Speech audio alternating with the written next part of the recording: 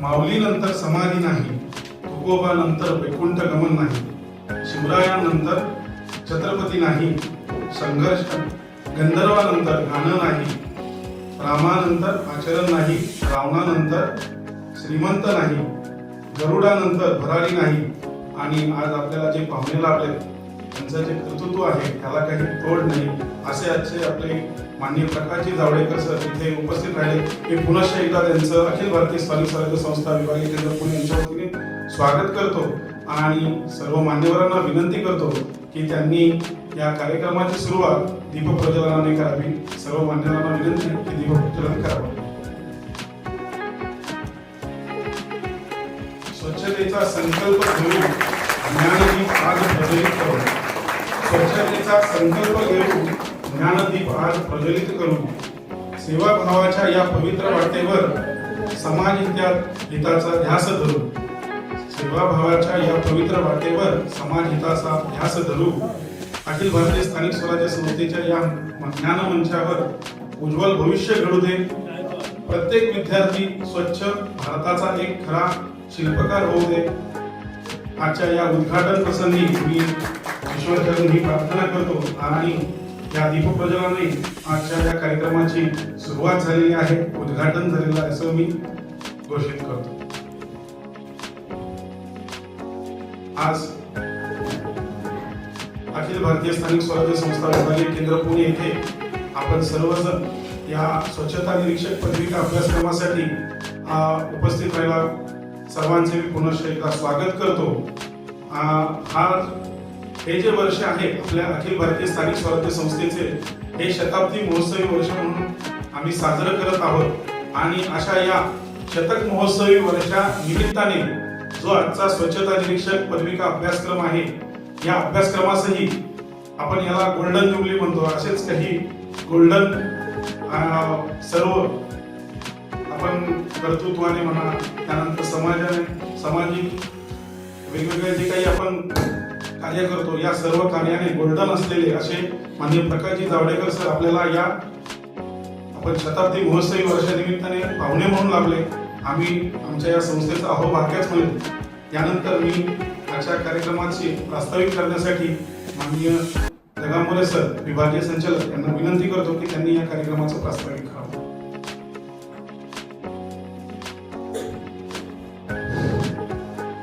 आजच्या कार्यक्रमाचे माननीय अध्यक्ष मॅडम, खरं म्हणजे संस्थेचं आणि आपल्या सर्वांचं हे भाग्य आहे की जावडेकर सर आपल्याला अध्यक्ष म्हणून लाभलेले आहेत.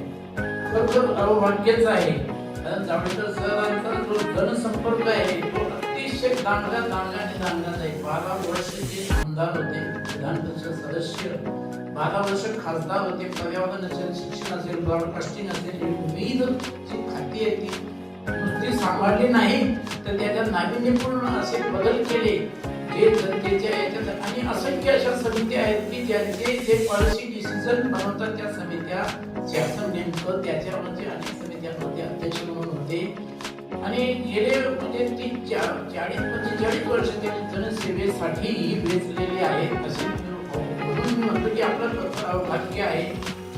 तर गुरुजन, आमचे गुरुजन या ठिकाणी आजादाचे कांबळे झाले, गणाने झाले, झाडके मॅडम आहेत. बाकीचे आज पाऊस असल्यामुळे बाकीचे फॅकल्टी काही येऊ शकले नसेल तर बघणार मॅडम आहेत आमच्या. तर आमचे फॅकल्टी ज्या डॉक्टर्स आहेत, काही MBBS आहेत, डॉक्टर्स आहेत. परंतु सर मला सांगायला या ठिकाणी आनंद होतो की ते खरोखर म्हणजे तन मन मनापासून विद्यार्थी घडवण्यासाठी त्यांचं हे आहेत. नाही प्राध्यापकी आदरच आहेत सर.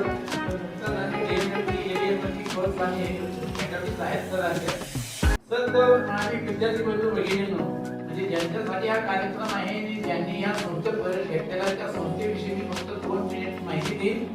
ही अखिल भारतीय स्थानिक स्वराज्य संस्था जी आहे 1926 साली स्थापन झाली. नगरपालिका, महानगरपालिका, जिल्हा परिषद आणि निवडणूक जे आहेत या म्हणजे लोकशाहीचं पाळणा आहे. यांच्या अधिकारी, कर्मचारी, पदाधिकारी कारण याशिवाय प्रशासन चालतच नाही. तर यांची जे क्षमता बांधणी कार्यामध्ये पारदर्शकता कशी आणि गतिमानता कशी यासाठी एक खरं म्हणजे या संस्थेची स्थापना झाली आणि 1930 म्हणजे श्री बद्रीवाला सर होते, नाईक साहेब यांनी हे रोप लावलं आणि आज जवळजवळ सर म्हणजे 2200 कर्मचारी आहेत, 54 सेंटर्स ऑल ओव्हर इंडिया आहेत आणि महाराष्ट्राचा जर विचार केला तर मुंबईला आमचं हेड ऑफिस आहे, तुमचं नाशिक, सोलापूर, कोल्हापूर, नवी मुंबई, छत्रपती संभाजीनगर या ठिकाणी आमचे क्षेत्रीय कार्यालय आहेत. जवळजवळ 2200 कर्मचारी 125 कोटीचा टर्नओव्हर आहे. एलएचडी सारखा कोर्स आम्ही 1930 साली सुरू केलेला संस्थेनं, म्हणजे जे जन्म मृत्यू पासून तर विजेचे दिवेपर्यंत जे काम आहे, म्हणजे जन्माच्या अगोदर पासूनची जी काम आहेत आणि मृत्यूच्या नंतर सुद्धा जी काम आहेत ती महानगरपालिकेला करावी लागतात आणि ती करत असताना त्यांच्या कर्मचाऱ्याला सर्व कामांचं ज्ञान व्हावं यासाठी जो एलएचडी कोर्स फ्रेम झालेला आहे आणि ज्यांच्याकडून काम करून घ्यायचे आहेत, ज्यांना काम करून घ्यायचे त्यांच्यासाठी एलजीएस कोर्स आहे. एलजीएफएम म्हणजे तो फायनान्स महत्वाचा आहे, फायनान्ससाठी तो एलजीएफएम कोर्स आहे. 1958 सालापासून जो हा सेंट्रल इन्स्पेक्टरचा कोर्स आहे सदा 1958 सालापासून आम्ही करतोय. माझ्या विद्यार्थ्यांचं मी स्वागत करतो, त्यांना नम्र विनंती करतो की आम्ही म्हणतो की 75% प्रेझेंटी असली पाहिजे, परंतु जे हॉलिडे बॅचचे विद्यार्थी स्वतः कमाई करतात आणि बाकीचे रेग्युलर बॅचचे विद्यार्थी स्वतः त्यांचे आई वडील त्यांची फीस भरतात. आपल्या कष्टाचा घामाचा पैसा आहे, 75% का 100% आपली प्रेझेंटी ही असली पाहिजे. अद्यावत अशी आपली लायब्ररी आहे, तिचाही आपण उपयोग घेतला पाहिजे. एवढं मी बोलतो आणि आपल्या सर्वांचं स्वागत करतो. माझे 2 शब्द धन्यवाद सर. सरांनी थोडक्यात अशी संस्थेची आणि आजच्या या कार्यक्रमाचा जो उद्देश आहे तो सांगितला. धन्यवाद. यानंतर आजच्या या कार्यक्रमाला उपस्थित असलेले आजच्या या कार्यक्रमाचे अध्यक्ष तथा प्रमुख पाहुणे माननीय प्रकाशजी जावडेकर सर यांच्याबद्दल सर्वांना माहितीच आहे, परंतु कार्यक्रमाचे औपचारिकता म्हणून त्यांच्याबद्दल मी थोडक्यात अशी माहिती देतो. माननीय प्रकाशजी जावडेकर सर 55 वर्षाहून अधिक काळ सार्वजनिक जीवन कार्यात कार्यरत आहेत. ते जवळपास 16 वर्ष राज्यसभेचे खासदार राहिलेले आहेत. ते माजी मंत्री आहेत. त्यांनी पर्यावरण, हवामान बदल, माहिती आणि प्रसारण तसेच शिक्षण, अवजड उद्योग आणि सार्वजनिक उपक्रम अशा विविध खाती यशस्वीपणे त्यांनी सांभाळले आहेत. तसेच त्यांनी 12 वर्ष महाराष्ट्र विधान परिषदेचे ते सदस्य म्हणून राहिले, म्हणजे 1990 ते 2002 पर्यंत. तसेच 1996 ते 99 या दरम्यान ते भाजपा सेना युती सरकारमध्ये महाराष्ट्र राज्याचे नियोजक मंडळाचे ते कार्यकारी अध्यक्षही राहिलेले आहेत. तसेच महाराष्ट्र सरकारच्या आयटी टास्क फोर्सचे ते अध्यक्ष होते. 2000 ते 2001 मध्ये भारत सरकारच्या working group of IT forum मासेसचे तेही अध्यक्ष राहिलेले आहेत. अनेक वर्षापासून भाजपाचे ते प्रवक्ता म्हणून आपल्याला विविध सोशल मीडियाच्या माध्यमातून सुद्धा आपल्याला दिसतातच आणि त्यातील एक प्रमुख चेहऱ्यांपैकी ते एक आहेत. सध्या ते भाजपाचे केरळ राज्याचे प्रभारी आहेत. असे आजचे हे पाहुणे आपण पुन्हा एकदा त्यांच्या जोरदार टाळ्यांच्या गजरात स्वागत करू आणि अखिल भारतीय स्थानिक स्वराज्य संस्थेचे विभागीय केंद्राचे माननीय विभागीय संचालक यांना मी विनंती करतो की त्यांनी त्यांचं इथे स्वागत करावं.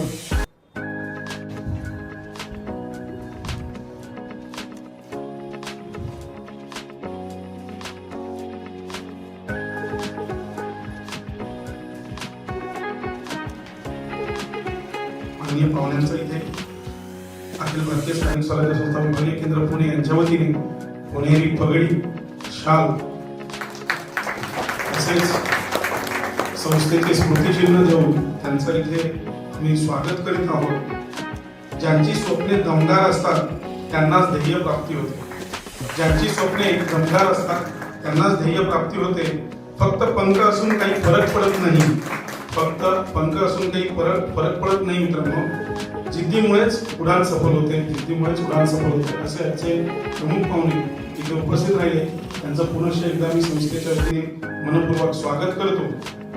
आजच्या या कार्यक्रमाला उपस्थित असलेले आपला हा जो अभ्यासक्रम पूर्ण वर्षभर यशस्वीरित्या पार पाडण्यासाठी पूर्ण कष्ट घेतात असे या अखिल भारतीय स्थानिक स्वराज्य संस्थेचे जे पुणे विभागीय केंद्रावर ॲज अ फॅकल्टी म्हणून आम्हाला गाईड करतात, जवळपास सगळेच डॉक्टर आहेत, असे सर्व फॅकल्टींचाही मी प्रमुख पाहुण्यांना विनंती करतो की त्यांचा एक आपण इथे गौरव करावा म्हणा किंवा त्यांचं स्वागत करावं असं मी सर्वांना मंचावरील उपस्थितांना विनंती करतो. सर्वप्रथम आमचे माननीय गायकवाड सर आपल्या स्वच्छता निरीक्षक पदविका अभ्यासक्रमाचे प्राचार्य डॉक्टर संजीव गायकवाड सर यांचं इथे स्वागत करूया. माननीय प्रमुख पाहुण्यांना विनंती करतो की आपल्या हस्ते आमच्या या शिक्षकांचा गौरव आपण करावा ही विनंती. तसेच आजच्या कार्यक्रमाला उपस्थित असलेले माननीय गडाळे सर यांना विनंती करतो, डॉक्टर योगेश गडाळे सर सतत हसतमुख आणि नेहमीच विद्यार्थ्यांना मार्गदर्शन करणारे असे डॉक्टर योगेश गडाळे सर, त्यानंतर डॉक्टर NS जगताप सर, त्यानंतर Jaysing Diwan sir, doctor Mansi Borole madam, Kamble sir, doctor Kamble sir यांना विनंती करतो की त्यांनी आपला मान स्वीकारावा. त्यानंतर सोनल धाडगे मॅडम याही इथे उपस्थित राहिल्या, त्यांचं इथे प्रमुख पाहुण्यांच्या हस्ते आपण स्वागत करूया. वर्षभर सातत्याने आपल्या विद्यार्थ्यांना मार्गदर्शन करणारे या सर्व शिक्षकांचा गौरव इथे झालेला आहे. पुनश्च एकदा मी सर्वांचे धन्यवाद देतो. सर्वांचं स्वागत. मला असं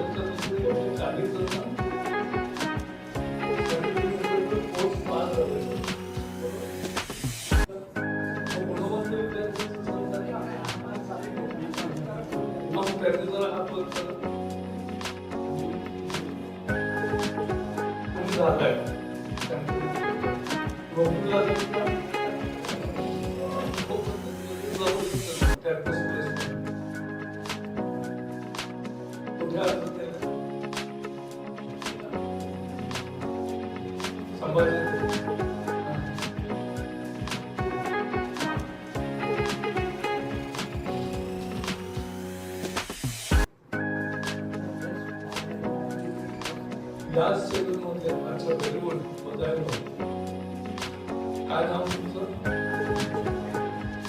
का तुम्ही ठरवलं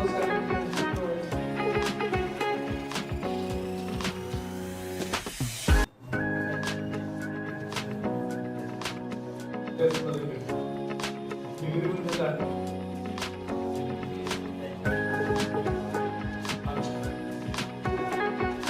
समाज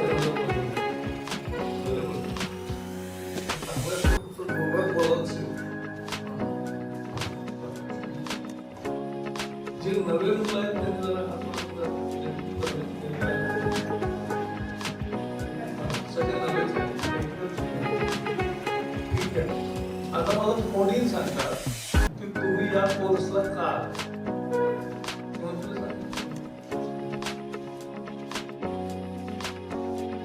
तुम्ही सांगा ना.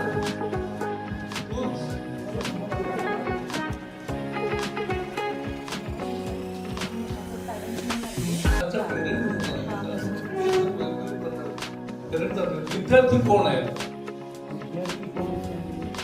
ज्यांनी या कोर्सला प्रवेश घेतलाय? आपण गप्पाच मारणार. तर हा नाव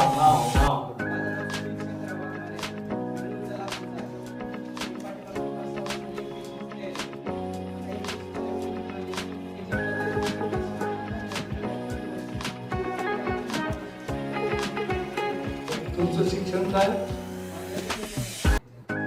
तुम्हाला MPSC मध्ये कुठलाही चॉईस आहे येईल ना? काय हेच क्षेत्र?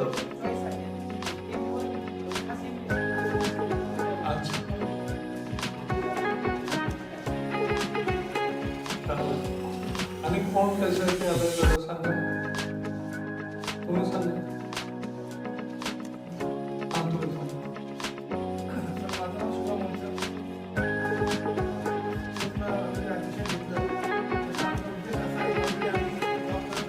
कुठे जाऊन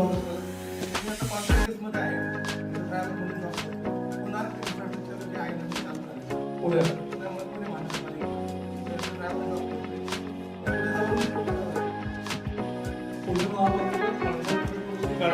त्याच्यावरचा त्याच्यामध्ये आपण नजर टाकतो. त्याच्यामध्ये असं आम्हाला म्हणजे जेव्हा आम्ही जॉब करतो त्यावेळेस आम्हाला असं जाणवतं की काही गोष्टींचं म्हणजे स्वच्छता रिलेटेड काही काही गोष्टी असतात त्याच्यामध्ये आपल्याला आपलं काहीतरी जबाब असावा आणि आपण पण समाजाला काहीतरी चांगलं करू शकतो तर ही आपल्याला आवश्यक आहे तर गोष्टीसाठी आणि ह्या गाड्या म्हणजे अधिकारी वगैरे जाण्यासाठी आहेत का दुसऱ्या कुठल्या कामासाठी आहेत? त्या गाडीत ज्याच्यावर तुम्ही काम करता ड्रायव्हर असते त्या गाडीचं काम काय आहे? गाडीचं गणपतीचं काम कचरा विभागाचं हा म्हणजे कचरा डेपोमध्ये टाकणं. मोशी डेपो पाहिला नसेलच तुम्ही कारण तुम्ही पिंपरी चिंचवडला नाही. पिंपरी चिंचवड. पुण्याचा डेपो चांगला असेल तर कोणता वाटतं तर तुम्हाला एकच डेपो आहे तिथे जाता. आपलं एकच देतो मग खराडी कसा आहे? आता अजून त्याचं काम चालू आहे. डिस्ट्रिब्युशनचं काम चालू आहे. आमदार जे आहेत आपले त्यांचं काम चालू आहे. खूप मोठं म्हणजे त्यांनी ते केलेलं आहे. प्लॅन केलेला आहे. हो, पण आता कचरा नंतर तो डंप करतात का काय करतात? त्याचं तिथं काम करतो. मग तिथं मोठ्या गाड्या असतात BRC कॉम्पॅक्टर ते गाड्या घेऊन मग पुढे जातात. मग पुढे काय होतं? तर त्याचं सॅनिटेशन होतं. सॅनिटेशन होतं मग ते सगळं असतं. सेग्रिगेशनचा कारखाना कुठे आहे? म्हणजे सेग्रिगेशनचं वर्कशॉप असतं ना सगळा कचरा असं राहत असतो पट्ट्यावरून आणि ते वेचतात तसंच आहे की नाही? कुठं आहे ते माहिती नाही. कोणाला माहिती आहे? हा सांग. की मोठा आहे कारखाना आणि भराभर कचरा सगळा पट्ट्यावर जाऊन पटापटा उचलतात आणि वेगळा होतो बरोबर आहे ना? हा मशिनरी सॅनिटेशन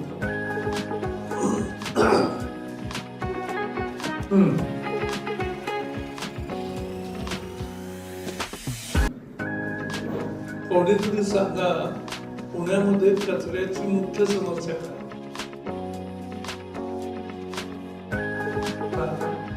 कोणी सांगा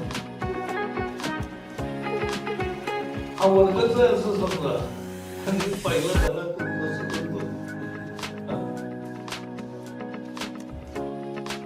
बरं हा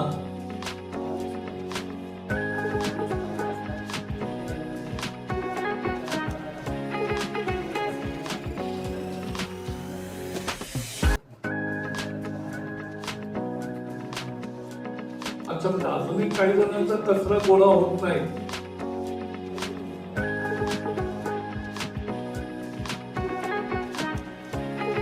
झोपडपट्ट्यामध्ये कसा गोळा होतो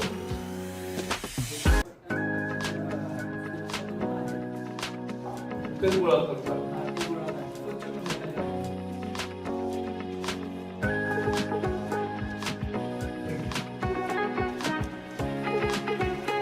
पण मला तर कोणतरी सांगा तुम्ही या कोर्सला का आला तुम्ही मागे टीचर तुम्ही बोला मॅडम सांगतोच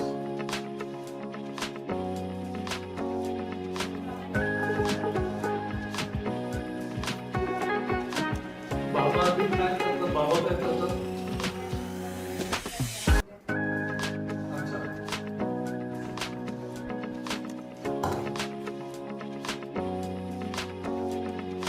तेव्हा तुम्हा सगळ्यांचं स्वागत आहे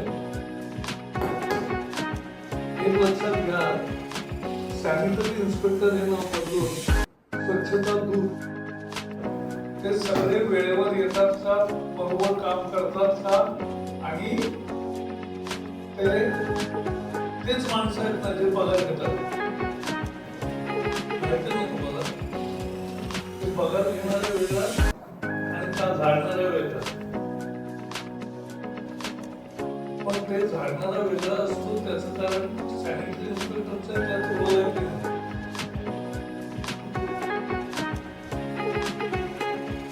म्हणजे त्याला वाटा तरी मिळतो किंवा त्याचं दुर्लक्ष असतं दोनच गोष्टी आहेत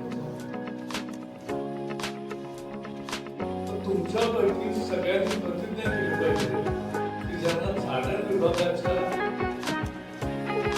निरीक्षक पदाचं काम करायला जेव्हा लागेल त्यावेळेला आपण एकही कर्मचारी दुसरा बदली हा ठेवणार नाही म्हणजे बदली हा राहणार नाही हे पाहू आणि त्यासाठी त्यांनी पैसे देऊन केले तरी घ्यायचे नाही.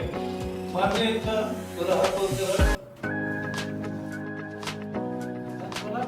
हो, मान्य आहे. कारण ही सगळ्यात स्वच्छतेची पहिली सुरुवात म्हणजे आपल्याला डिपार्टमेंट साफ करायचं, नुसतं रस्ता नाही, डिपार्टमेंट साफ करायचं. त्यानंतर तुम्ही ट्रक चालवण्याचा तुम्हाला अनुभव आहे, तुम्हाला पण ते वाहतूक पूर्ण भरल्यावरच निघतं का निम्म झाल्यावरच निघतं? पूर्ण किती टन माल जातो त्याला कॉम्पॅक्ट नाही नुसतं टाकायचं आणि नंतर तिथे टाकण्याचं काम कोण करतो? फक्त करतो आणि तो लावून कोण घेतो? नाही. हा आणि ते हे जातात तिथून कॉम्पॅक्टर मध्ये जातात. राडा रोडा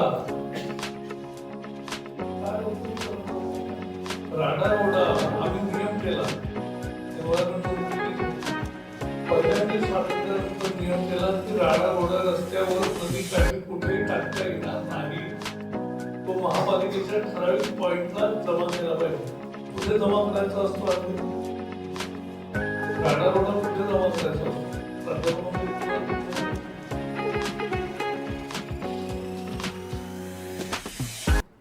तुम्ही सगळ्यांनी 2016 साली खराडीमध्येच आहे ना? हा घेऊन टाकायचं आणि तिथे कारखाना आहे का? कारण दिल्लीला हा राडा रोडा जो येतो तो सिमेंट असतो त्यामुळे त्याचं स्ट्रीट फर्निचर म्हणजे छोटे छोटे फरशा बनवतो त्या टेबल्स नंतर मधली सीमारेषा असतो ते असं सगळं स्ट्रीट फर्निचर त्याला म्हणतात ते त्याच्यात केलं जातं. बरं प्राध्यापकांनी कचरा प्रकल्प वेचक पाहिलाय का? कचरा नाही वेचणार नाही, कचरा वर्गीकरण ते पाहिलं की नाही? सेग्रिगेशन अँड शोर्स जगामध्ये कुठेही 15% जास्त झाले नाही. पण लोकांना ओला सुखामध्ये इतका गोंधळ होतो, झोमॅटोचं पाकिट झालं आणि ते जर राहिलं ते सुका का ओला इतकं सोबत आहे. तर तुमचे प्राध्यापक इथे तुम्ही सगळ्यांनी 2 दिवस पहिले म्हणजे याच्यावर जा गोळा करतात आणि डब करतात तिथे काय आहे. डब केल्यानंतर ते कॉम्पॅक्टर भरून देतात. ते ठिकाणी सेग्रिगेशन खराडीला होतं ना, खराडीला जाऊन ते सेग्रिगेशन पाहिलं नाही तुम्ही. आपण काय शिकवणार? नाही फील्ड विजिट नाही, मी सांगतो तर आता कार्यक्रमात सांगतोय. तुम्ही ही बॅच बसून सुरू आहे आजपासून सुरू झाली ना, तर या शनिवार रविवारी सुट्टी असेल ना, तर शनिवार रविवारी सगळ्या प्राध्यापकांनी पहिली ही सगळी ठिकाणं पाहून घ्या. कारण जर तुम्हीच जर पाहिलं नाही की कचरा वर्गीकरण कसं होतं, त्याचं पुढे काय होतं, त्याचा उपयोग काय होतो, त्याच्यामध्ये पिटफॉल काय आहे, हे काही पाहिलंच नसेल तर तुम्ही काय शिकवणार मुलांना? त्यामुळे पहिलं म्हणजे या शनिवार रविवारी तुमची 2 दिवसाची ट्रिप करा आणि सगळीकडे जाऊन पाहून घ्या. तरच काम होईल, तरच मुलांना चांगलं शिक्षण मिळेल.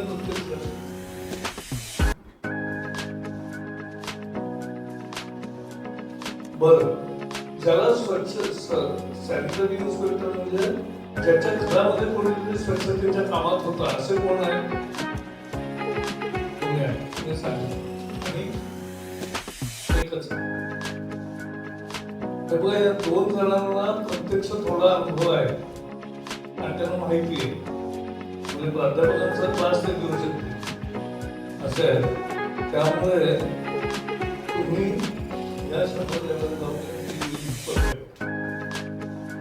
देशामध्ये घनकचरा म्हणजे पुण्यामध्ये सुद्धा 1300-1400 टन गोळा होतो. महाराष्ट्रामधला कचरा निघाला तेव्हा महापालिकेतला मुंबईला 10,000 टन होतो रोज. आपल्याकडे 2,500-3,000 टन होतो. असं सगळ्या गावचा केला तर जवळजवळ 1,00,000 टन कचरा महाराष्ट्रात तयार होतो. ग्रामीण भागामध्ये सॅनिटरी इन्स्पेक्टरची सोय नाही. जिल्हा परिषदामध्ये अजून एक केडर आलेलं नाही आणि ग्रामपंचायतीला दिली पाहिजे. तरच ते ग्रामपंचायतीची बळात्मक लोकांनी आणून टाकणं. मी एक गाव घेतलं होतं इथे दत्तक. त्या दत्तक गावामध्ये आम्ही ओला सुका कचऱ्याचं वेगळं असणारं गाडी केली आणि डंप मध्ये 2 खड्डे केले. ओल्या कचऱ्याचा वेगळा, सुका कचऱ्याचा. आणि मग त्यात टाकत गेले लोक. त्याचा परिणाम चांगला होतो. लोकांनाही सवय लागते आणि त्याचा उपयोगही होतो. खतही तयार होतं. तर आपल्या पुण्यातही अनेक ठिकाणी मॅन्युअल तयार होतात. ते खूप प्रभावी पाहिजे. निदान 1-2 मॅन्युअल होणारे आणि यशस्वी आणि एक अयशस्वी नेहमी पाहताना 2 गोष्टी पाहिजे. एक यशस्वी झालाय ते आणि एक अयशस्वी झालाय. का झालं म्हणजे मग आपल्याला कळतं खरं काय आणि मग मुलांना आपण चांगलं शिकवू शकतो. दुसरं, हा कचरा समजा 2016 साली आम्ही 6 स्वच्छता solid waste management rules, biomedical waste management rule, नवा सुरू केला बायोमेडिकल वेस्ट डिस्पोजल, त्यानंतर प्लास्टिक वेस्ट, इलेक्ट्रॉनिक वेस्ट, त्यानंतर हजार्डस वेस्ट आणि कन्स्ट्रक्शन अँड डिमॉलिशन वेस्ट. याचं मॅनेजमेंट कसं करायचं वेगवेगळं आहे. आता आपल्या प्रत्येकाकडे मोबाईल आहे ना, मोबाईल 3 वर्षांनी संपतोच ना, बदलावाच लागतो. तो बदलतो म्हणजे तो कचराच आहे ना. आता आम्ही दुकानदारांना बंधनकारक केलं आहे की बाजारवाल्याकडे कोणी द्यायचं नाही. 100-200-500 रुपये देईल. तर ते घेतात की नाही माहिती नाही सगळीकडे, पण ते सुद्धा काही ठिकाणी घेतात. जे आपण नवा घेतात ते तुम्हाला घेतात. तर इलेक्ट्रॉनिक वेस्ट आणि त्याच्यातून जे बॅटऱ्या असतात त्याच्यात जे सोनं असतं ते काढून घेण्याचा प्रयत्न करतात. त्या सगळ्यांनी त्यांनी त्यातली अनेक रसायनं पाण्यामध्ये मिसळतात. पाणी कचऱ्याचा संबंध आपल्या जीवनाशी आरोग्याशी सगळीकडे. प्लास्टिक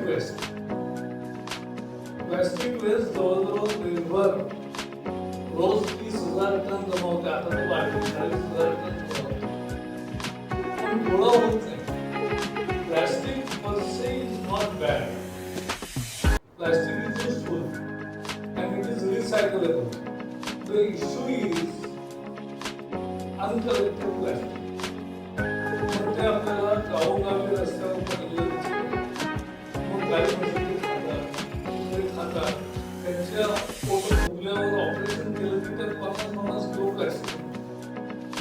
आपल्याकडे मासे घेतलं ना खातात, कोमळा राहत नेहमी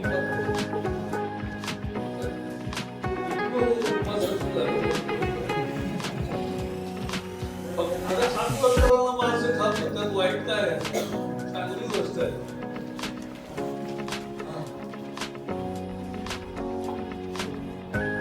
माशांच्या सुद्धा समुद्रामध्ये हे सगळं काय होतं, आपले इथे प्लॅस्टिक आहे गावामध्ये सगळीकडे पडलेलं, जोरात पाऊस आला की तो ओळीतून वाहून जातं, ते हळूहळू नदीला मिळतं, नदी समुद्राला मिळते. समुद्रामध्ये इतकं प्लॅस्टिक लिटर असं झालं आहे की आपण जे मासे खातो त्यातल्या अनेक माशांच्या शरीरात प्लॅस्टिकचे अंश आहेत. पण त्यांच्या खाण्यातून ते गेले.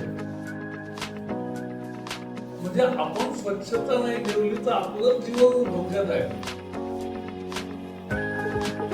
त्यामुळे तो प्लास्टिक वेस्ट आणि प्लास्टिक वेस्ट नंतर हजार्डस वेस्ट म्हणजे न्यूक्लिअर प्लांटची वेस्ट किंवा अशा ज्या मोठ्या कारखान्यांची वेस्ट असते ती आहे. आणि बायोमेडिकल वेस्ट सगळ्या हॉस्पिटलमध्ये जे गोळा होतात तर कापूस आणि लिंबाचं इंजेक्शनच्या सुया सगळं हे शस्त्रक्रियेची उपकरणं झालेली शस्त्रक्रिया निघालेले अवयव काय जे असेल ते सगळं करतात. आणि ते सगळं एका पद्धतीने डिस्पोज केलं पाहिजे असं त्याचं आहे. बायोमेडिकल वेस्ट सुद्धा पुण्यामध्ये 2 प्लांट आहेत. तर एक पाहून येतो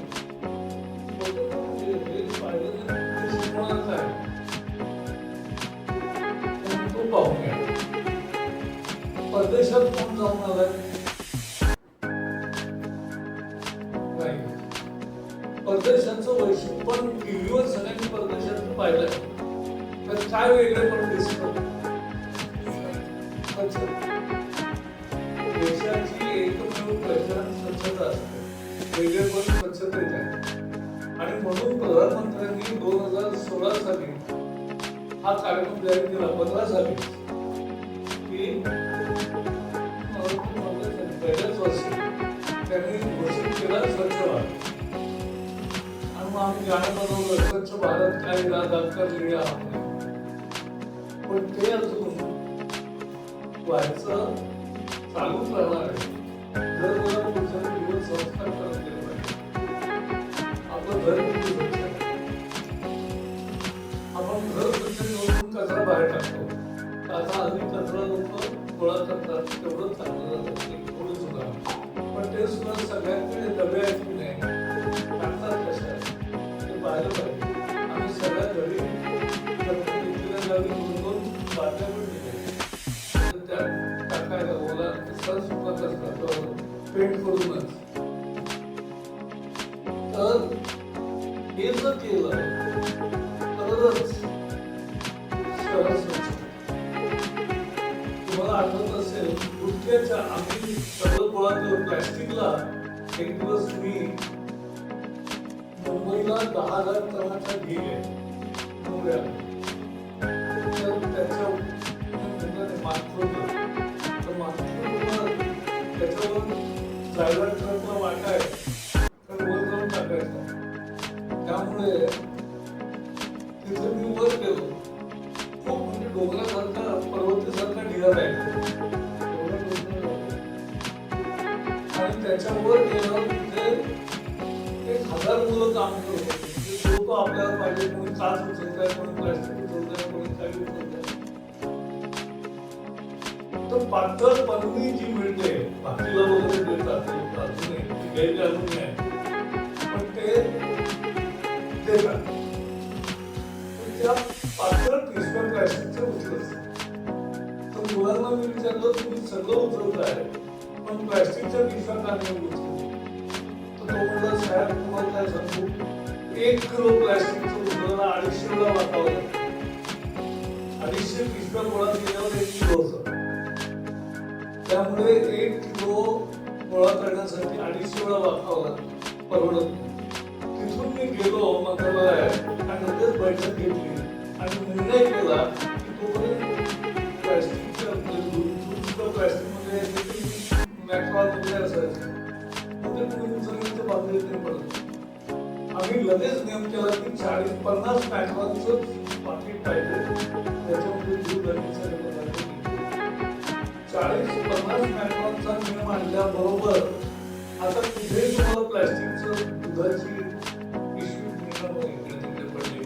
कारण त्याची वापरायचं आहे ते उचलण्यामध्ये त्याला उपयोग आहे. त्याला 250 वेळा वापरावं लागत नाही, 50-60 वेळा वापरून त्याचं होतं आणि ते पटापटा गोळा करतं. तर पब्लिक पॉलिसी सुद्धा अशी ठरते आणि त्यातून देश स्वच्छ करायचा, नदी स्वच्छ करायची. त्याच्यासाठी पुण्यामध्ये मोदी सरकारने 880 कोटी रुपये पुणे सरकार पुणे महापालिकेला दिले. बँकेचं कर्ज भारत सरकार देणार आणि त्यामध्ये 11 सिव्हिल वॉटर ट्रीटमेंट प्लॅन तयार व्हायचे. तर गेले 10-12 वर्ष आमचे लोक सगळे त्यातून आम्ही किती झालं ते मला नुकसान नव्हतं. त्यामुळे स्वच्छता हा आपल्या जीवनात शेवटपर्यंत चांगला महत्वाचा भाग. त्याच्याशी आरोग्य निगडीत त्याचे हे केलं जाते. त्यांना सुद्धा मुख्यतः स्वच्छता नसेल. एक उदाहरण सांगतो. रेल्वे स्टेशन पूर्वी ज्यावेळेला बायो टॉयलेट्स नव्हते तेव्हा कोणी रेल्वे स्टेशन पाहिलं त्यावेळेला काय होतं, रेल्वेच्या मध्ये सगळं रुळांच्या मध्ये 2 तरी घाण पडायची आणि ती साफ करायला पाण्याने मारायची. त्याच्यावर माशा बसायच्या, त्या प्लॅटफॉर्मवर यायच्या, लोक खात असायचे, त्याच्यावर माशा बसायच्या, रोगांचा त्वरित प्रसार. आम्ही फक्त सगळीकडे बाहेर टॉयलेट्स केले सगळ्या रेल्वेला. आता कुठेही रेल्वेमध्ये खाली शौचालय कुठेही खाली पडत नाही. ते झाल्याबरोबर कार्य कमी झालं देशात.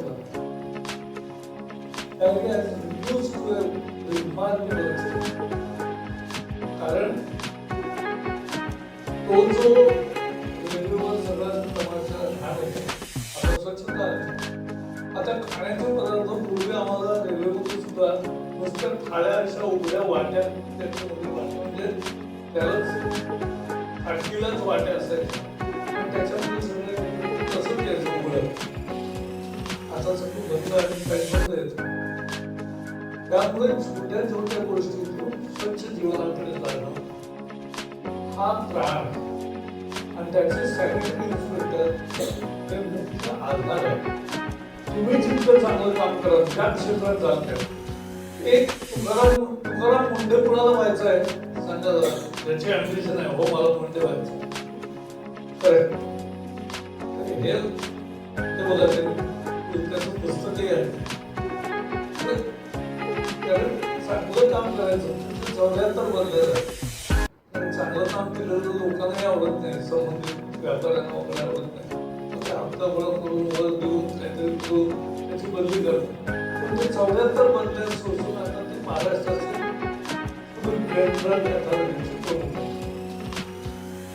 आता त्यांना हलवणं कठीण आहे, लोकांचं सोडून. पण झालं ना, सगळीकडे लागले पाट्या की पनीर आमच्याकडे शुद्ध दुधातून बनवलेलं असतं, कोणती मिलावट असते, फक्त भाव 200 रुपये होते की 30 रुपये. बरोबर. स्वच्छ आणि म्हणून स्वच्छता आपल्या जीवनाचा अविभाज्य भाग आहे. आपण सुद्धा स्वतःची स्वच्छता केली पाहिजे. एक दिवस मी गाडीचं चेकिंग करायला गेलो, त्यांनी मला सांगितलं तुमच्या कानाच्या इथे जरा रफ दिसत. मग तो लगेच मग त्याला काय लावायचं ते मला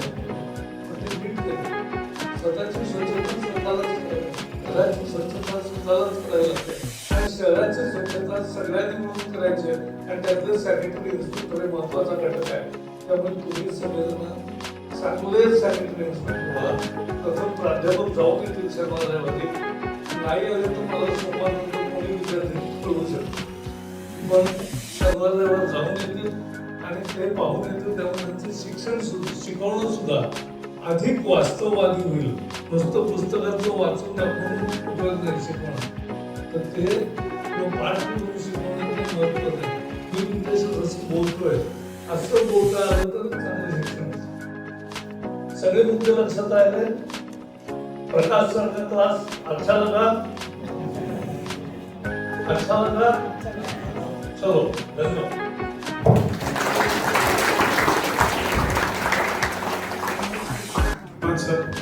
सरांनी एकदम खेळीमेळीच्या वातावरणात व्यवस्थित असा आपला क्लास घेतलेला आहे आज छान असा, आणि आपल्याला उपयोगी असं जे काही मार्गदर्शन आहे आणि आपल्याला पुढे जाऊन जे उपयोगी असं कार्य आहे किंवा जे काम करायचं आहे याबद्दल खूप छान असं मार्गदर्शन सरांनी केलं.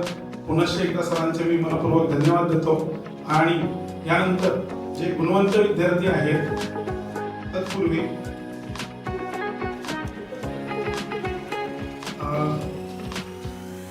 डॉक्टर हरीश रासनकर सर आलेले आहेत, तर त्यांचंही इथे स्वागत करूया. त्याचबरोबर डॉक्टर सुनीता बागवडे मॅडम आलेले आहेत, त्यांचंही आपण इथे स्वागत करूया. स्वच्छता निरीक्षक पदविका अभ्यासक्रमाचे ते प्राध्यापक आहेत.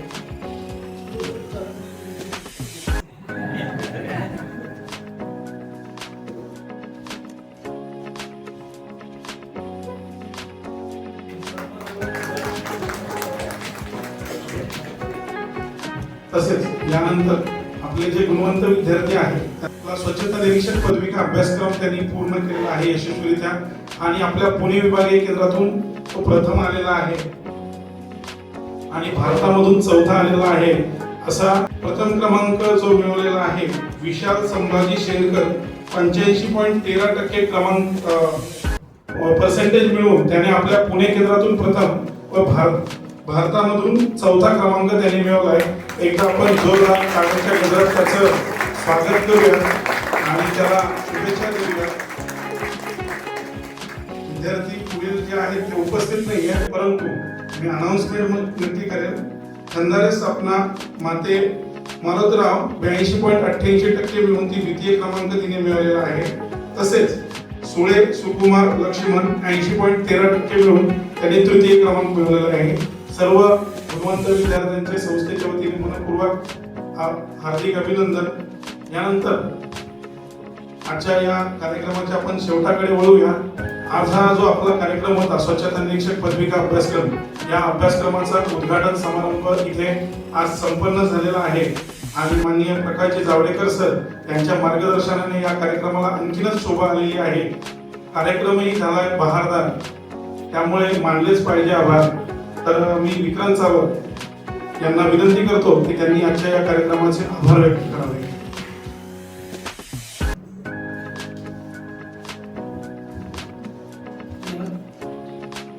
आदरणीय प्रमुख पाहुणे, अध्यक्षस्थानी विराजमान प्रकाशजी जावडेकर सर, व्यासपीठावरील सर्व मान्यवर, उपस्थित शिक्षकवृंद, पालक आणि विद्यार्थी आणि उपस्थित माझे सहकारी, आपला हा सुंदर कार्यक्रम आपल्या सर्वांच्या सहकार्यामुळे यशस्वीरित्या पार पडलाय. या कार्यक्रमाच्या साठी प्रकाशजी जावडेकर सरांनी आपल्याला फार मोलाचा वेळ आपल्याला दिला आणि मार्गदर्शन केलं. त्या मार्गदर्शनाने तुम्हाला जीवनात नक्की फायदा होईल. त्यांच्या या मार्गदर्शनाचा उपयोग तुम्हाला जीवनामध्ये पुढील जेव्हा तुम्ही शिकाल तेव्हा नक्कीच त्या स्टेप बाय स्टेप त्यांनी जे काही त्याचे अनुभव सांगितलेले आहेत ते तुम्हाला नक्कीच जीवनामध्ये तुम्हाला अनुभवता येतीलच. त्यांच्या मी संस्थेकडून मनापासून आभार मानतो. त्याचप्रमाणे आमचे आडी सर, आमचे गायकवाड सर, प्रिन्सिपल सर यांनी आम्हाला या कार्यक्रमाला प्रोत्साहन देऊन दिले, त्यांनाही आमचे आभार मानतो.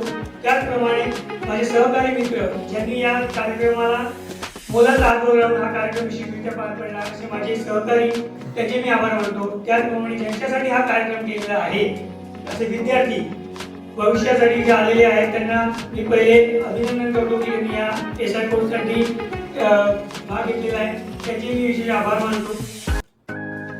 फक्त एक 4 ओळी तुमच्यासाठी बोलतो आणि आजचा